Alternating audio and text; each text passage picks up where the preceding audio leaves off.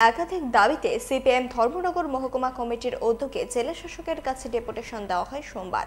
এদিন শহরের নেতা কর্মীরা মিছিল করে জেলা শাসকের কাছে ডেপুটেশন পেশ করেন। উপস্থিত ছিলেন রাজ্য কমিটির সদস্য দুর্গেশ নন্দন রায়, বরিষ্ঠ বাম নেতা অভিজিৎ দে সহ আর অনেকে। তাদের দাবি বন্যায় মৃত পরিবারদের সরকারি চাকরি প্রদান করা, ক্ষতিগ্রস্ত পরিবারগুলিকে দ্রুত সরকারি সাহায্য করা প্রভৃতি।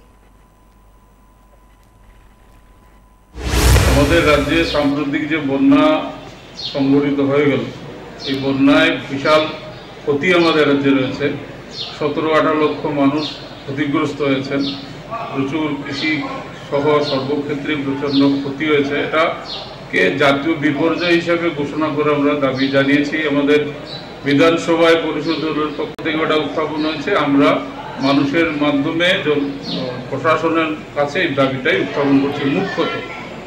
দ্বিতীয় যে বিষয়ে, যারা এই বন্যায় যে পরিবারগুলোর মানুষ মারা গেছেন, 33 জন এখন পর্যন্ত জানা গেছে, তাদের প্রত্যেকের ক্ষতিপূরণ, প্রাথমিক যে ক্ষতিপূরণ রাজ্য সরকার থেকে দেওয়া হয়েছে সেটা পর্যাপ্ত নয়।